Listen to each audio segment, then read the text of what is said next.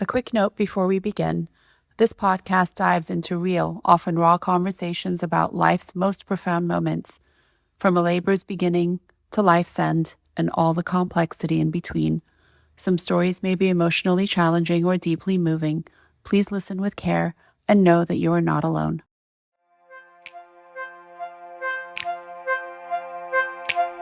Welcome to the Mamatoosa podcast. I'm your host, Atusa Benji.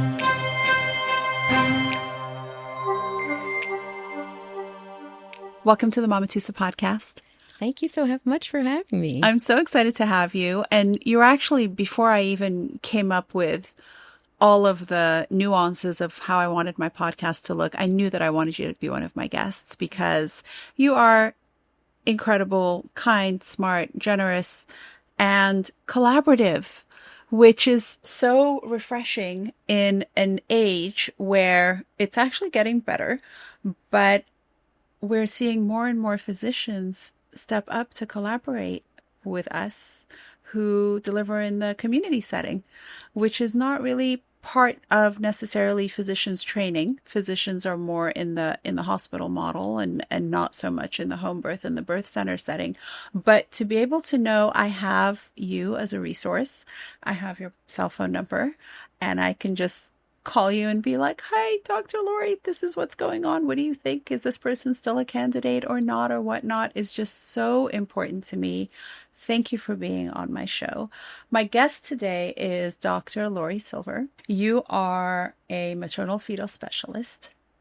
And I know that many people get confused with, well, what is that? Is that an OB? Is that a gynecologist? Is that a radiologist? Like, what is going on here? So tell me a little bit about what you do and also how you got here. Well, thank you so much for having me on your podcast. And I so much value our relationship and our collaboration. And it's really, truly how the world should work. Amen. At the end of the day, just communication and listening really, really go a long way. I was born in Canada, Montreal. I went to college in Rhode Island. I went to Brown, and then I, right after, went to medical school at Albert Einstein College of Medicine in New York, and decided at the end of the day that women's health just was really my calling. I tried to fight it. I really struggled with the concept of doing deliveries in the middle of the night. And by the way, I actually tailored something for a lifestyle that did not require that for the long term, but certainly training. And I, right after my residency in New York, I moved to Los Angeles with a 3-week-old baby. Wow. And started my fellowship. Wow. Yeah, you had to see me take my boards. Post-graduate, I was literally this pregnant, very pregnant. I was term, 40 weeks, on a pillow, on my left side, writing the answers. I passed the written boards, but it was wild. I'm so inspired by my clients who, and by people I hear who do residency and fellowship and even medical school, pregnant with a newborn and lactating. And it's something without all of that. I can't imagine the added stress. And it's not like they're very accommodating about it either. I'm assuming it's like, this is when fellowship starts. This is how you do it. At the end of the day, I think the accommodations have obviously gotten much more embraceful, so to speak. Yeah. So that means that you were trained as an OB-GYN, which means that you could take care of people during pregnancy, deliver their babies, catch their babies, take care of them in the postpartum period, do C-sections just like any OB would, and you could do gynecological care, which involved gynecological surgery, taking care of non-pregnant women too. Correct. And then you went further to study maternal fetal medicine, which is what? So maternal fetal medicine is exactly what it is. It's dealing with the pregnant person, the fetus, and the medicine having to do with it. It historically was called perinatology, which is actually meaning the study of around birth. Right. As opposed to neonatology, which is a new birth, and that's what high-risk pediatricians are called, or dealing with the preemies. Those are called neonatologists. Our field used to be called historically perinatology, and we were perinatologists. I think that maternal fetal medicine is a little bit more encompassing. So I deal with medical problems that precede pregnancy and then have to be carried through and dealt with during pregnancy. I deal with medical problems that arise in pregnancy that can be related to pregnancy or not.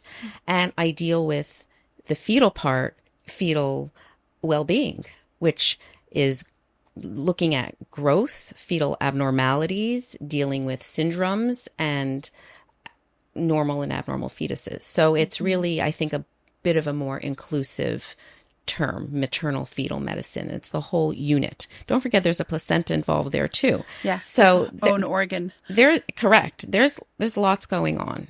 And so on any given day, you could see a quote unquote very normal pregnancy for a 20-week anatomy scan, or you could see a very complicated case of a person who had an underlying condition and then is now pregnant, and that could or could not be affecting the fetus, and how that is going. Correct. There are very many iterations. From the get-go, right? If I see a very early pregnancy and confirm viability and there's not viability, I mean, so we start early. Typically, I don't see somebody early on, but sometimes I do. Dating could be abnormal and their provider would like a viability confirmation. Right. Because I think it's important to just have a baseline from which to work. Which is actually something I want to talk to you about. Can you talk to me a little bit about why ultrasounds become less and less accurate in terms of how big the baby is as the pregnancy goes on? There's a couple things. First, there's inter-user variability, and then there's intra-user variability in between different users. Then there's different machines. You know, our new office has 3 different machines, and I find that my scanning results are a little bit different. So it's less consistent inter machines as opposed to intra. So typically, when someone does an estimated fetal weight, what we call an EFW, an estimated fetal weight, toward the end of pregnancy, I'll say, you know, we're plus or minus range 20%. Again, this is an art and a science, and we're not going to nail it all the time. Right. I'm pretty decent most of the time, but smaller babies and bigger babies, there's more range. The issue with the bigger babies is that 20% of a bigger number is a bigger discrepancy. That said, there's a whole sort of, you know, school of thought now, should we be doing a 36-week scan on everybody toward the end? And it's really, and we could get into it or not, but we really want to get to size. And the reality is you want the scans to be indicated, like not just on a low risk patient because we want to know the weight. But the reality is the 36-week scan has more correlation with the birth weight than a 32-week scan. So while there could be more discrepancy and more sort of error, so to speak, there's actually more correlation because you are doing it closer to when they're supposed to deliver. Got it. So I remember when I was pregnant with my first, now 33 years ago, there was one scan just to confirm pregnancy, I believe, that it was not ectopic and it was in the right place, and confirm dates. And then there was one scan at 20 weeks, and that was it. Didn't have any more. There was no talk of you need another scan, or you should have another scan, or you shouldn't have another scan. What has changed?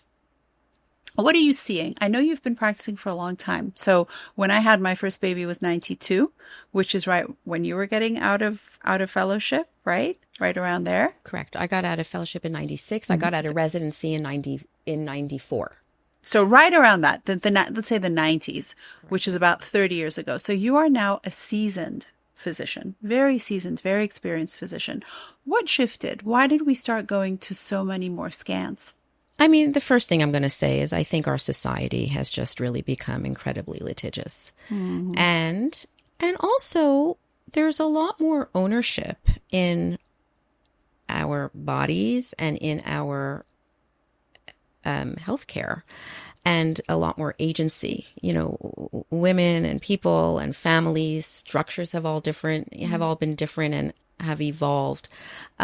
So and there's more education, right? That said, there's also science, and the radius study was the big study that kind of said, if you're going to have one scan, your biggest bang for your buck was the 20-week scan. The anatomy scan. And that was it. And don't forget, there are also the costs play a big role, and location, right? Los Angeles is very different than somewhere in the deep Appalachia, right? So the access is very, very different. So you want to get, you want to make healthcare ideally accessible to all evenly. So that radius study was pretty huge. If you're going to have one big scan, that's the one to do it. Now it's a little different. We live in LA. It's a lot of people have just more access. The other thing, and they're educated and they have desires. They also have more money and they just kind of want to know. The other thing is people are getting pregnant now a little bit older than you were when 33 years ago. Along with that comes more issues and more problems. And so we want to sort of diagnose or confirm a pregnancy sooner than later. And then with the issues, or like I talked about before, the medical problems that precede pregnancy, Right. we want to be on top of things. And it could be anything. It could be someone who has had a cardiac defect repaired. I just got a telephone call, about that. It could be someone who has hyperthyroid or hypothyroid or high blood pressure or diabetes or anything. A neurologic issue, a rheumatologic issue. The other thing we didn't talk about is uterine myomas, which is also a physiological issue in the mom that could precede pregnancy. Right. I mean, how it unfolds during pregnancy, it's basically the rule of thumb is a third stay the same, a third get bigger, and a third get smaller. And myomas, I didn't know that. Myomas are muscular. Some get smaller. Some do. How weird. Even with the estrogen feeding them, huh? Even, right. I mean, Wow. that's just kind of a rule of thumb. I love I mean, that. the huge ones that are, are not getting smaller. Right. But some do. Right. Yeah. And I think that's in the midwifery setting, we often have clients who want to do less. Less is more. They want less intervention, less scanning. As a midwife who does births outside of the hospital, I really ask my clients to do the 20-week scan, which it might be an unpopular opinion for some. And of course, I respect the people who don't want to do it. I might not be the right midwife for them. But for me, two things are important. One is my accessibility to a hospital. I really prefer to do births that are within 10 minutes of a local hospital so that if there's an emergency, we can get there quickly. Secondly, I love to have an anatomy scan because even though anatomy scans are not foolproof, nothing is, no testing is, it can at least give me a glimpse of, oh, this baby has a heart defect. This baby has a kidney defect. This baby has possibly some sort of syndrome, which you do not want to manage at home once that child is born, because you're going to need step-up care. And I don't have a NICU, and I don't have a NICU team. And my team is typically 3 people, where we have 2 midwives and an assistant, or 1 midwife and 2 assistants. I like to take two midwives to a birth and an assistant, And is or the 3 assistant midwives. typically, sorry to interrupt, Yeah. is the assistant typically a midwife student? Could be a student? midwife student, could be someone who's a certified midwife assistant who has actually gone to midwife assistant training and become certified in that, or has been trained in that. And that's different than a doula. Different than a doula. And some doulas are also midwife assistants, but it's different than a doula. The doula is really there as for the birthing person. The midwife assistant is there for the midwife team. And then we have people who are midwives. So sometimes I have 3 midwives. This delivery this afternoon that we might have is going to be three licensed midwives in the room. Why? Because typically when something happens with the baby, something at the same time is happening with the mom. So if there's a hemorrhage or there's a dystocia, there's typically a resuscitation, that we need to manage. So it's important to have a good team. But if I know that a baby is coming in compromised, I do not feel comfortable doing that at home. And the beauty of collaboration is that I can then look at that anatomy scan, call the MFM, who are lovely and who come on the line and say, hey, like, what's going on? Well, my name's Atus Benji. We're planning on having a home birth. Can you go over the scan with me? And sometimes the answer is, I really don't recommend this baby is born at home. This is completely not recommended. Second is, let's wait and see. And sometimes the answer is yes. this baby might actually need follow-up care, but it's not going to be necessarily at the time of delivery. It's not going to be impacted by immediately something that's going to happen at the birth, which is so many times I've called you and I've been like, this, this is what we're seeing. What do you think? And a lot of the answers are let us see. So let's talk a little bit about diagnostic testing versus screenings, because that's a question I get asked a lot. And the other question I get asked a lot is, what test do I actually need to do? Which one do I really need to do? Because you get hit with, you're pregnant, you need to do boom, boom, boom, boom. And my answer is always, let me tell you about them, and then you tell me what you're comfortable with. So can you talk a little bit to that? Sure. I think it's important to understand the difference between a diagnostic test and a screening test. Mm-hmm. The diagnostic test is done in a symptomatic population wherein you want to either exclude or confirm a disease in someone who is showing symptoms of whatever it is, or findings. It's not necessarily a disease. It could be a finding. And a screening test is done in an asymptomatic population where you want to identify the possibility of an abnormality in a population that's not necessarily exhibiting any signs or symptoms of it. Got it. So one is confirmatory and one is identifying the possibility. Got it. So if you could talk to me a little bit about the first trimester screen and the second trimester screen, and where does the nuchal translucency part come into it? Because I know that in some practices, it's not even recommended if you've already done the NIPT. Can you talk about those tests that are done in early pregnancy? Yes. So the test that you're referring to in the first trimester is called the nuchal translucency. And just for the audience, nuchal means neck. Translucency means sort of an empty space behind the neck. And basically studies have shown a long, long time ago, I guess late 80s, early 90s, that babies that were born with Down syndrome had a big neck measurement. And it was then able to be translated into ultrasound that if we are measuring a neck measurement that's above a certain number, also correlated with the gestational age, that baby may be at higher risk for Down syndrome or some other chromosomal abnormalities or cardiac abnormalities, neurologic issues, developmental delay. I mean, there's a lot of issues, but the real issue, the studies showed that pregnant people who had fetuses who had thickened neck measurements were more apt to have chromosomal abnormalities. And Down syndrome was one of them. the biggie. And that was correlated just on pathology after they were either terminated or subsequently. I mean, mostly from termination. They were able to correlate that. Yes. I didn't know that. Okay, yes. That's fascinating. So that's the nuchal translucency in the first trimester is a screening test. Which is done at how many weeks? So it's done between essentially 11 and 2 and 14 and 2, basically. You have to have a crown rump length of a certain millimeter. And it's very time sensitive. And beforehand, I mean, you could do it, but it doesn't count. It's basically. not going to be as accurate. The truth is I've seen big neck measurements early on that have subsequently been resolved. That have subsequently been completely abnormal.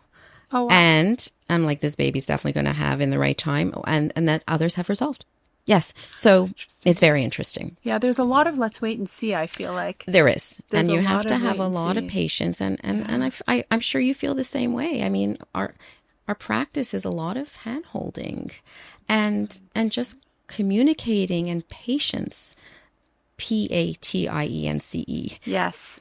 Patience for our clients, for sure. Yes. So by the time someone has had the nuchal translucency, they may or may not have had the NIPT earlier on. So can you talk to Correct. The NIPT a little bit? So the NIPT is also a screening test. It stands for non-invasive prenatal test or non-invasive prenatal screen. It is not diagnostic. Right. And the reason I'm saying that is some people think it's a phenomenally sensitive test and it picks up more than 99% of babies with Down syndrome. That said, it's not diagnostic. The only diagnostic test in this realm for that equivalence is doing an amniocentesis. The beautiful thing about NIPT is it's non-invasive. Non-invasive. And amniocentesis is a test wherein a needle is stuck through the skin and then ultimately through the uterus to get some amniotic fluid that then gets analyzed. And that is a diagnostic test. And also you can't, what is the earliest you can do an amnio? So an amniocentesis, the earliest, well, depends who you speak to, but comfortably for me is approximately 15 weeks. I know people who have done them a bit earlier. That was not my training, but I should actually back up because another diagnostic test that can be done earlier on is called a CVS, which is a chorionic villus sampling. And that chorion is another word for placenta. Villus is the little villi, the little sort of protrusions in the placenta that get biopsied. It's basically a placental biopsy. And that could be done also within the same range as the NT measurement, between 11 and 14 weeks, not much past 14 weeks. But it has higher rates of complications than amniocentesis, right? Historically, yes. And there were issues back in the 80s of limb issues that because it's a biopsy and it's a little bit more, what's the word I want to use? Not as a fine procedure as an amniocentesis, which is a very smooth procedure. Right. Most of the time. But in the good hands and in someone who's had an enormous amount of experience, they will definitely vouch that their complication rates are similar between CVS and amniocentesis. Interesting. I personally am not trained in CVS, so I would refer my clients who would want one out to someone who I know is and has had a lot under their belt. Another MFM who has had more training Typically. in that. Exactly. Got it. And then just to be clear, which I found fascinating just from a sort of spiritual level, is when we're pregnant, our baby's DNA is roaming around in our bloodstream. That is wild. It's wild. So the cells from the NIPT are taken from the mother's blood. Correct. It's incredible. And that research has been sort of in the works. That research that was known, and Diane Bianchi was the one who sort of spearheaded.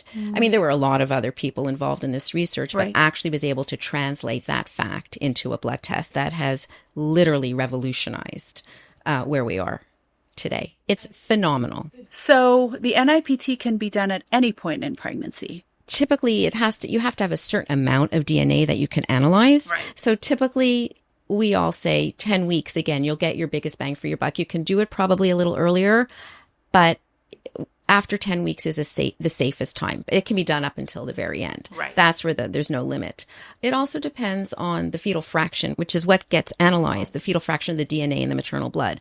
So that can be complicated by maternal habitus, incorrect dating, things like that. So many So factors. that's why 10 weeks is probably a clean time to get that to get that done. So would you do an NIPT, and if your NIPT is low risk and everything looks great, would you still do an NT? So I personally do.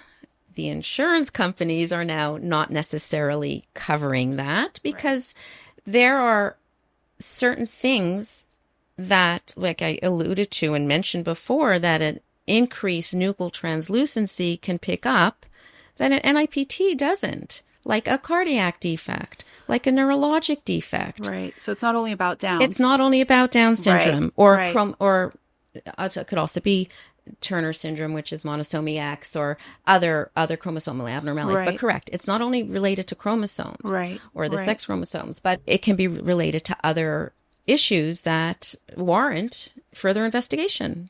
And so I do personally think that it is important to be able to do that. Yeah, even as a midwife, I was always under the impression that it was mostly for Downs, but now I understand that it can have other ramifications too. Correct.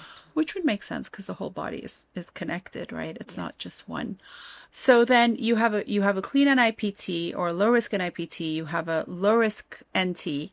Do you still have to do the 15 to 20 week second trimester screen? as opposed to a 20-week second trimester scan. Correct. So again, or not at all and just do the 20-week anatomy scan. I think that the early second trimester scan is not necessarily standard of care. But if you told me that, for instance, the NIPT were abnormal, which is not what you're telling me now, then I would bring all those people with the abnormal NIPT back for an early scan, because you really want to see how it's going to unfold. Or if I see an abnormal, just ultrasound in general, early on in the first trimester, you want to be able to make for instance, a cardiac diagnosis early, or you want to see how the neck measurement is going to evolve. So that would be a reason to bring someone back early. Typically, and so it's not standard of care. Typically, I'll see someone in the first trimester, do their nuchal translucency, and then bring them back 19, 20 weeks. But every now and then, like I just brought back someone the other day for an early scan. Another reason to bring them back early is if we're following their cervix. But that's not for a fetal scan per se. That's more maternal. More maternal. Yeah, exactly. That's more maternal. Which is related to the fetus, obviously. Obviously, yeah. So if someone has a normal 20-week scan, tell me about the 15 to 20-week screening, the blood test. Oh, so I think you're referring to the alpha-fetoprotein blood test. Alpha-fetoprotein, yeah. Second trimester screening. Right, which is a protein produced in the fetal liver. Typically, that's a test to usually pick up spinal cord defects. That test is also time sensitive, and that test needs to be done from 15 weeks. They extended it now to 21 weeks. It used to be just till 20 weeks. Yeah.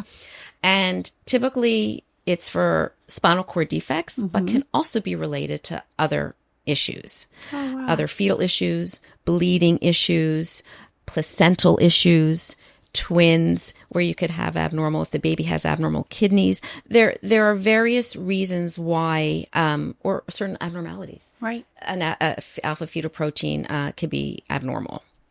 So that is a test that is standard of care and recommended. Certainly for the spinal cord defects, again, the studies in the past have shown that if you can really visualize the spine, the maternal serum alpha-fetoprotein is not going to add that much to your spinal visualization, but it's a very good test if you want to have concerns, or if there's bleeding or placental issues, or if a small baby, there's a lot of reasons where this can be abnormal. It's so interesting that the baby's liver is already working so hard and is able to give us information about what's going on with the baby so early in pregnancy. Yes. Yeah, or just with the fetal maternal unit, right? Because it could be with the placenta. Exactly. It could be, because everything goes through the liver. The whole thing is it's wild. It's fascinating. Can you talk to me just for a couple minutes about carrier screening?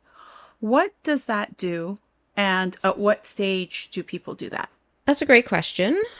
And carrier screening has exploded over the course of the past few years. It used to be testing in the Ashkenazi Jewish population, testing for Tay-Sachs, and in the basically Caucasian population, testing for cystic fibrosis. And in the Black population for anemia, right? Sickle cell? Sickle cell and some kind of thalassemias. But that was kind of it. Then, a couple years later, there became the Jewish gene panel. And there was the Ashkenazi Jewish gene panel, and then there was the Sephardic Jewish gene panel, which checked for certain genes that could be associated with certain recessive genes that could be associated with diseases going forward. And recessive means that both people have to carry it. Correct. So both people have to carry it, which means that if both people carry it, there's a 25% chance the baby will have the disease. It's basic Punnett Square 101. Right. 25% chance 0, and 50% chance that the baby will actually be a carrier. And then potentially, pass it on. That's basic. I mean, again, there's always little variations. So now, for instance, I will share. I mean, when I was in college, there was a health tent. I walked in one day. I'm like, oh, I'll get tested for Tay-Sachs. Yeah. Why not? Yeah. And I did.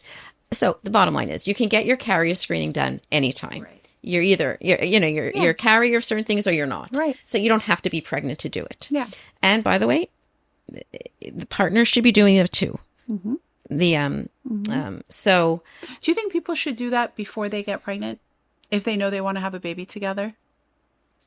Listen, in Tay-Sachs, like it used to be rabbis would not perform marriages unless carrier screening was done because the outcome, it was prevalent, and the outcome of Tay-Sachs baby was devastating. Yeah. And I think, again, information is power, right? Right. I personally think, sure.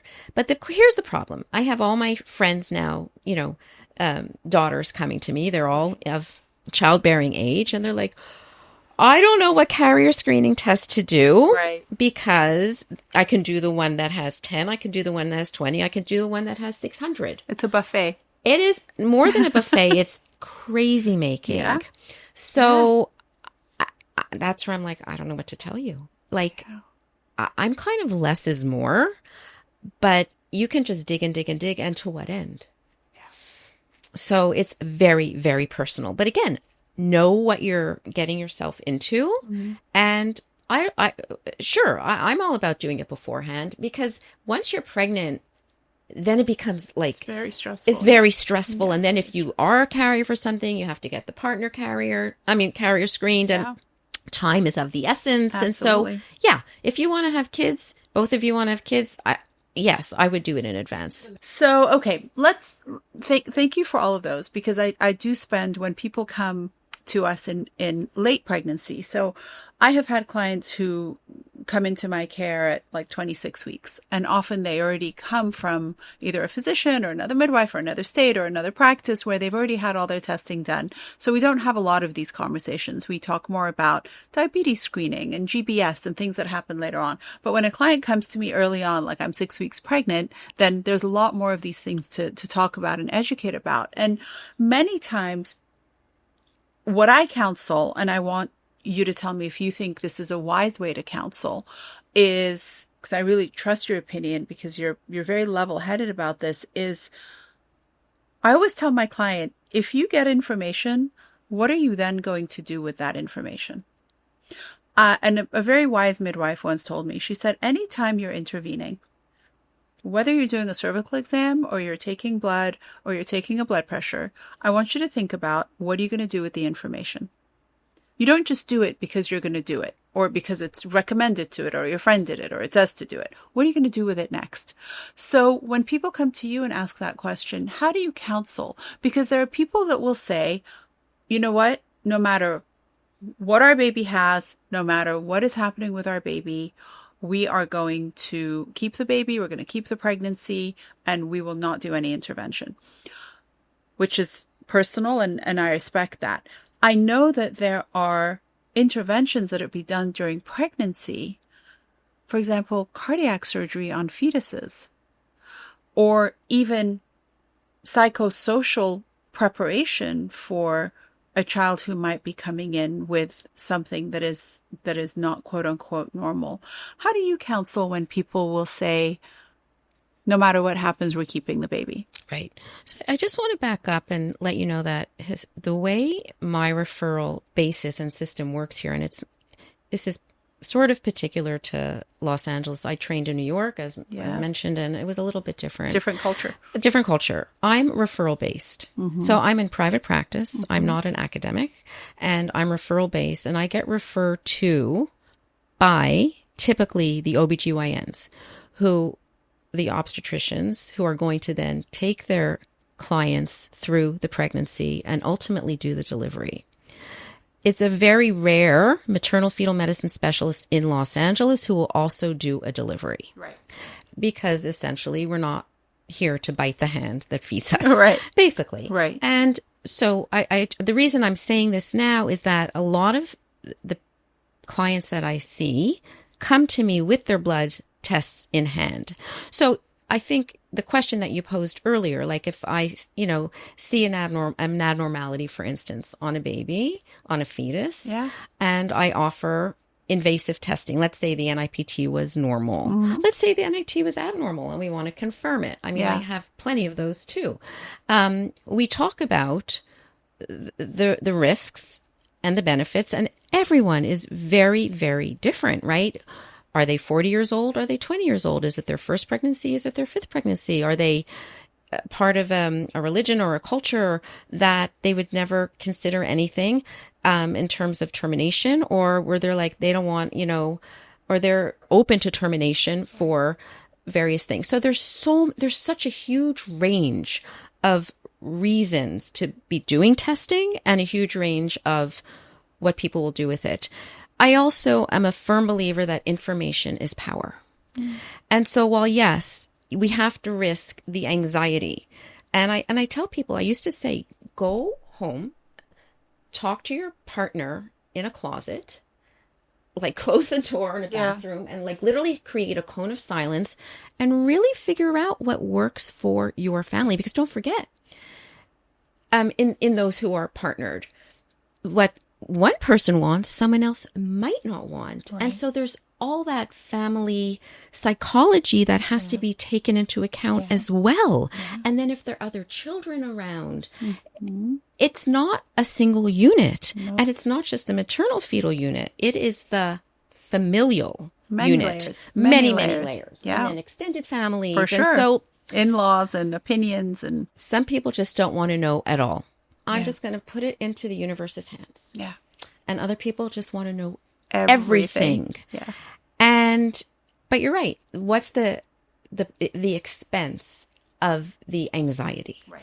And the reality is, for some people it's expensive, and for other people that's how they thrive. Right. Knowledge. Yeah. Knowledge is power and grounding. Yeah. So we kind of have to, like, I don't need to tell you, individualize and really just be open. Okay, so what happens when someone chooses to terminate? Where do they go from your office? Again, it really depends from whence they came. Yeah. Who's referring? If I may, let's and I'm happy to answer this. I don't want to punt. No. And it depends how far along they are, right? Right. And it depends what insurance they have, and it depends again, like who referred them, and it depends what the problem is, right? Do they want an autopsy?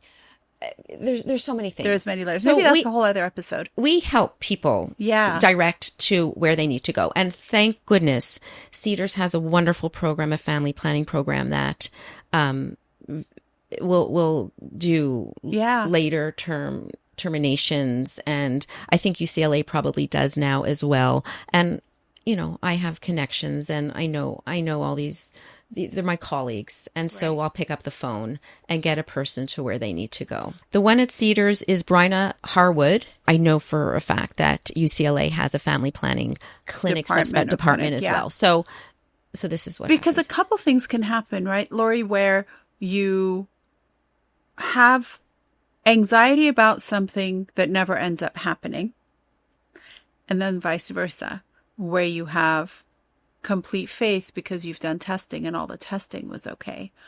And a story comes to mind about a family who did IVF, and the embryo was checked for all of these different things and was perfectly normal, deemed perfectly normal. Very difficult delivery, very complicated cord and placenta and deformities with the baby. And the baby ended up passing about 3 days after birth. Completely unexpected. Completely out of the clear blue sky. One would think that if the chromosomes have been checked and the embryo has been checked, then there should be no issues later on. That's not true, though. Tell me how. Because you can have teratogens or... You can have a chromosomally abnormal baby and have it's rare, but a perfectly normal appearing ultrasound. 25% of Down syndrome babies will look normal on ultrasound. Now that number is probably lower now because ultrasound has gotten better and we've gotten better. Right. But so there's that. There's also, like we talked about, intra-observer variability. And then the other thing is, I want to just head backwards a little bit. You said IVF. Yeah. Historically, notoriously, supported by the literature, IVF placentas have problems. There are just more issues with IVF pregnancies. That's a whole nother conversation. That's not necessarily fetal abnormalities, but can affect fetal growth big time, can affect the delivery and affect it in terms of placental adherence and attachment issues, accreta, Absolutely. I mean, Yep. these are Hemorrhages, retained placentas, separate lobes. accretas. Yep. It's a huge deal. Yeah.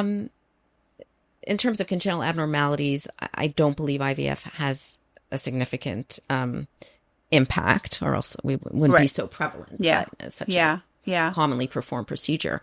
So you can have a chromosomally normal fetus. And that's why, just because you have a normal NIPT, that's exactly what we talked about before. I want to check that neck measurement.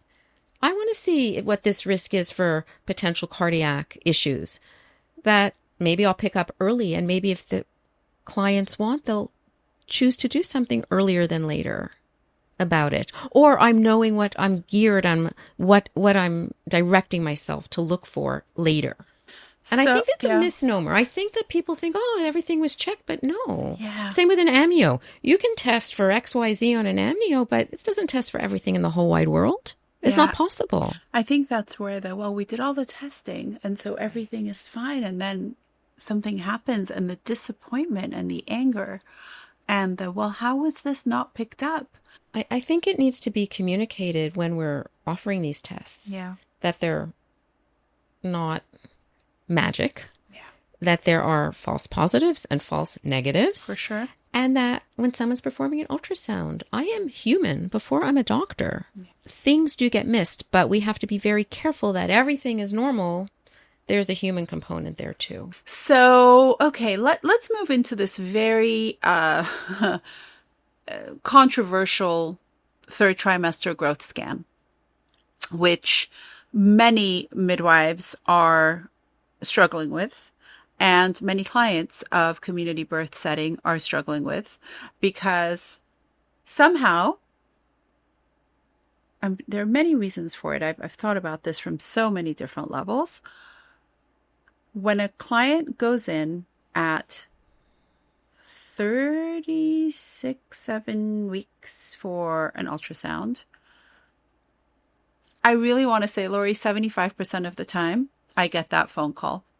Hi, Tusa. I just got back from my growth scan and the baby's measuring really small. Or the baby's stomach is not proportional to the baby's body. Or I have a lot of fluid, or I don't have enough fluid, or the baby's measuring really big. And this is where it gets difficult, because sometimes you really do have a genetically small baby. Mom and dad are on the smaller side. They were born small. They're little people, and you have a small baby. But sometimes it's truly IUGR. And as midwives, the frustration is, are we doing a disservice by even looking when it's not indicated? So if I know, for me as a midwife, I measure the fundal height with a tape measure at every single visit.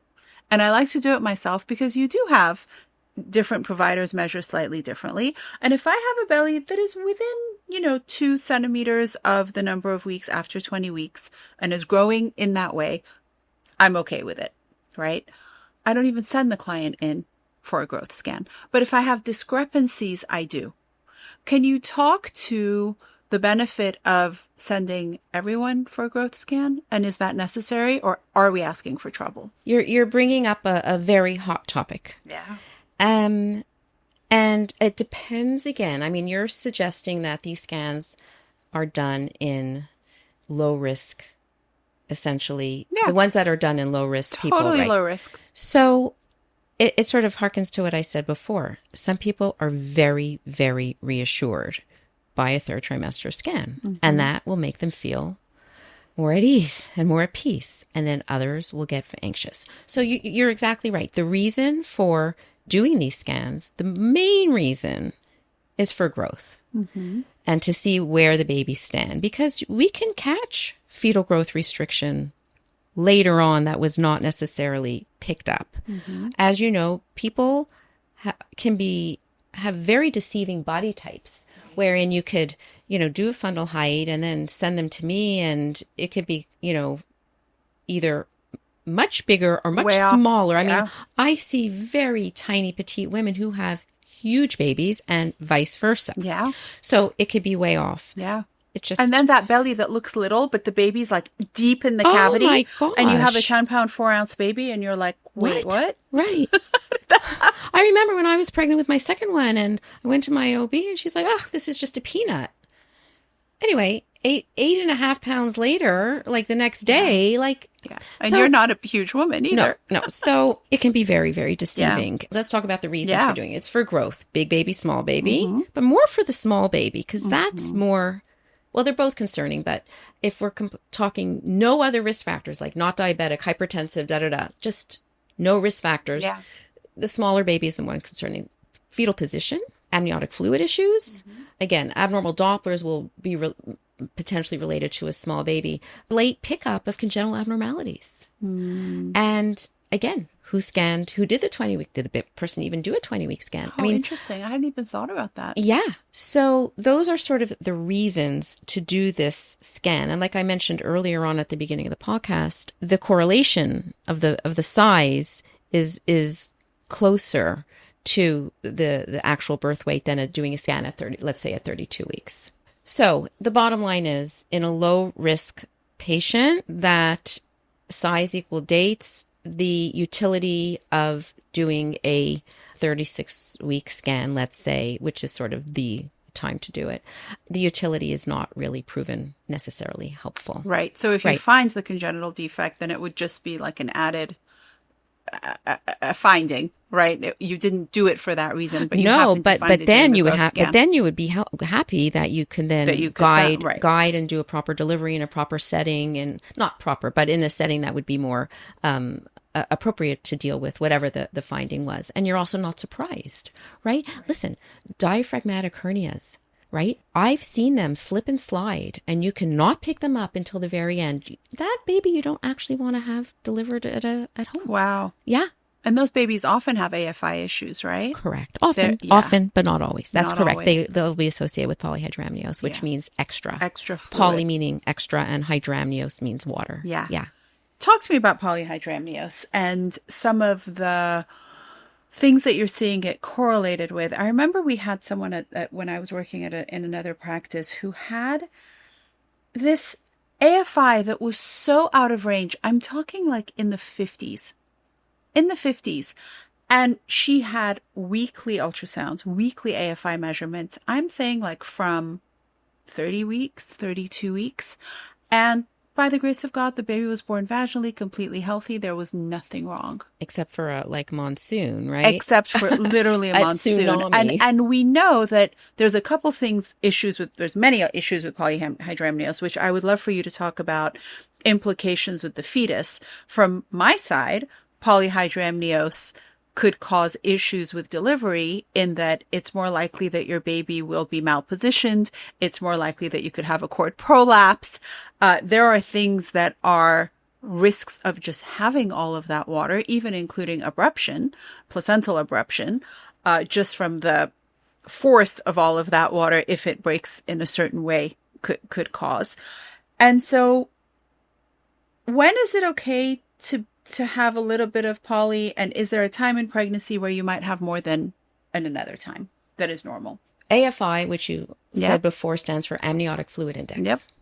And that historically was measured by dividing the abdomen, the pregnant person's abdomen, into 4 quadrants, and doing perpendicular measurements, right lower, left upper, right upper. You can do whatever order you want. That's my personal order. Yep. And coming up with a number. Right. Wherein there's a normal and an abnormal. Right. So anything below 5, which we're not talking about right now, is considered too low. And that's called oligohydramnios, which means too little water. And then equal to or above 24 is considered too much. The past few years, you're able to measure the deepest vertical pocket or the mean vertical pocket, and anything below 2 is considered oligo, and anything 8 or above is considered poly. Okay. So then there are gradations of poly. There's mild, there's moderate, there's severe. Okay, let's back up. Then we have to figure out when we see extra fluid, which we're talking about right now, we have to kind of say, okay, what is going on? I will say there's a huge correlation with excess amniotic fluid and maternal diabetes related to pregnancy, gestational diabetes, or even pre-gestational diabetes. And we can talk about the mechanism of action. And there's a correlation with congenital abnormalities, obstructive abnormalities. There could be renal abnormalities. There could be GI abnormalities, like we just talked about, the congenital diaphragmatic hernia. Yeah. There could be blood flow abnormalities, like sacrococcygeal teratomas, where the blood is really circulating super fast, and excess fluid, hydrops, non-immune hydrops, Rh immunization, all these things can twin. Well, we're not talking about twins now. And I know you did a research paper on hydrops too, published. I saw that. I saw that. Just saying. That was related actually to a fetal tachycardia, a very fast fetal heart rate. Yeah. So the first thing that behooves us, number one, is a patient diabetic. But before even that, we have to really scan the baby up and down. Are we seeing a stomach? Are we, seeing an anus? Are we seeing the baby neurologic? We didn't talk about, is the baby swallowing? Does it have arthrogryposis? Is there a reason? And then there can be many syndromes that you can't necessarily always pick up. But I will say the etiology or the reason for polyhydramnios in basically more than 50% is called idiopathic, which is we don't know. But we do have to address it. And so the question begs, and someone with a number of 50, like you said, that's severe. Crazy. That is crazy. And I've had similar, 40s where the baby comes out just fine. Typical, like the mild idiopathic polyhydramnios is not as big a deal as we once thought, and those babies don't need to be followed as intensely as we once did.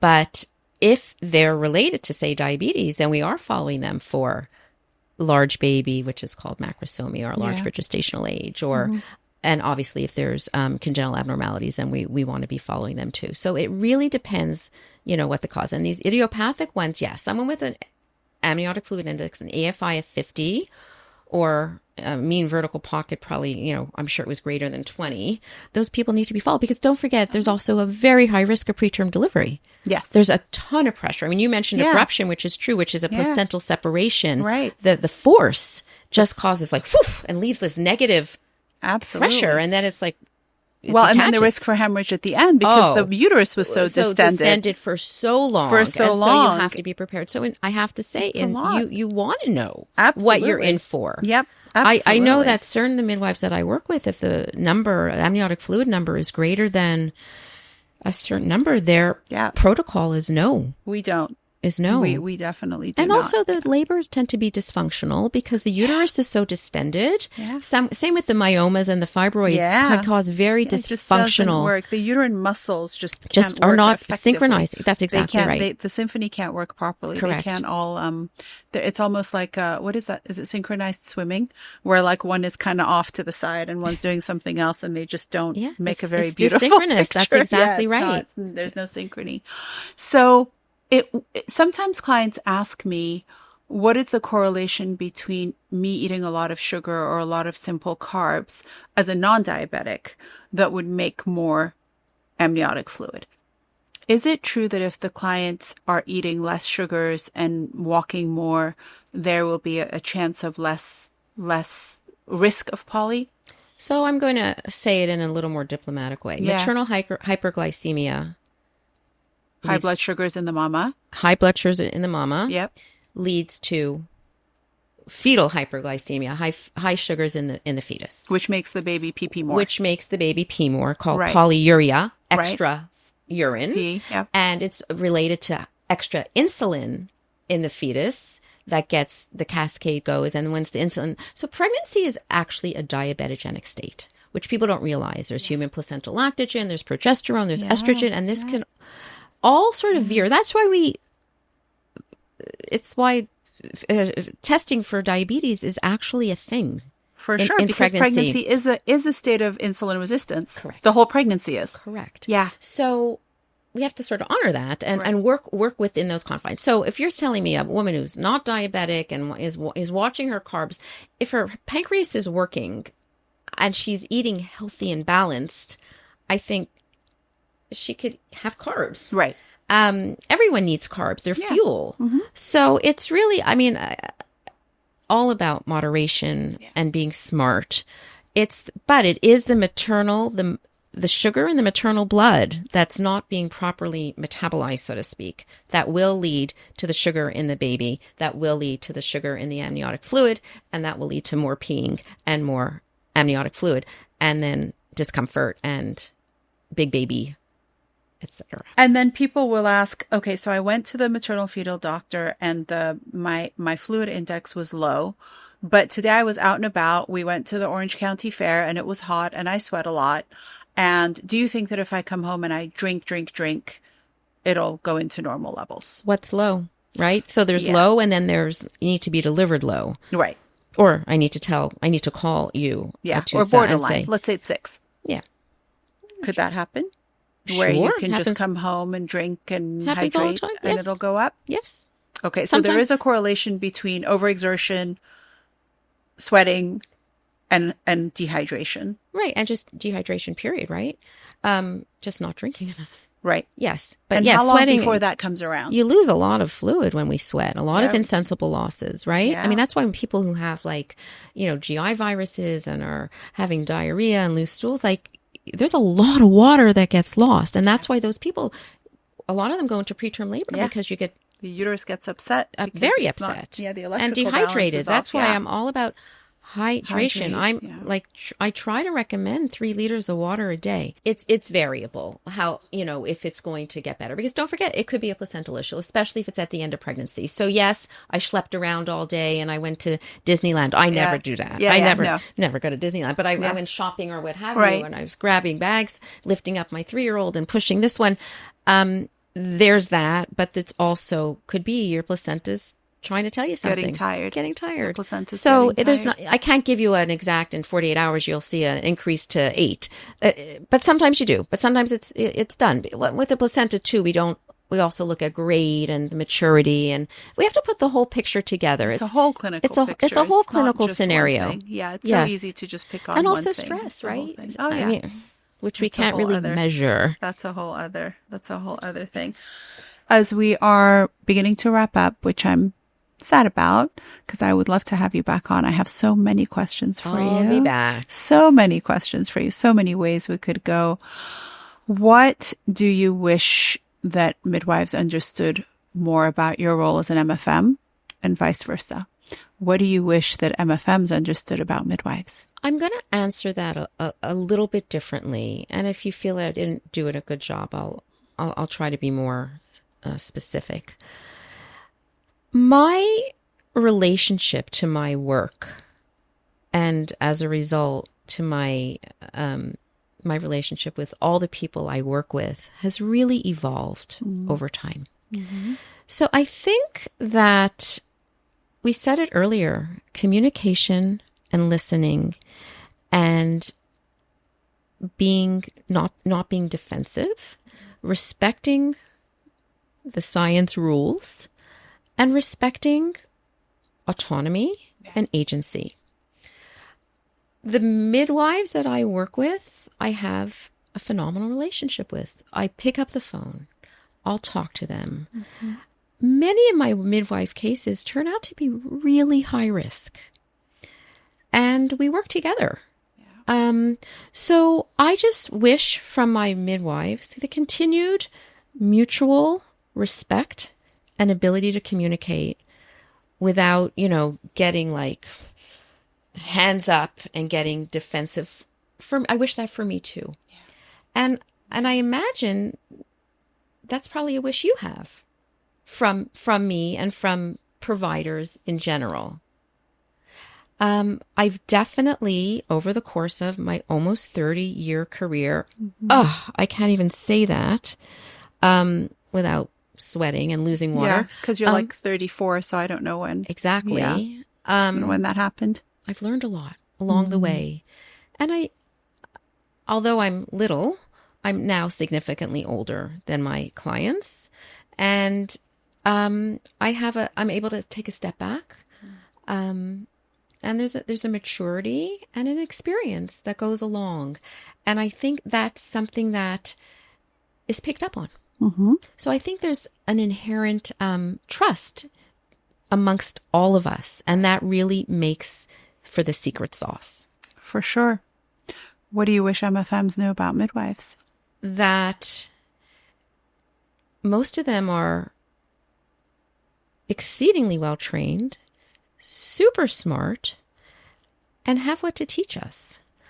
I always maintain I learn the most from my sonographer and from the genetic counselors. Like, we all have what to teach each other. And I think, again, just being open to hearing, it's a two-way street, and open to listening, and a recognition of we're coming from a science-based background and major training. Yeah. And it's the art and the science. Absolutely. It's a marriage, right? It's like you take two people from two different families, homes, demographics, places, and they come together in this marriage and have to make it work for the betterment of the relationship and a family. And it's the same with midwifery and with medical training.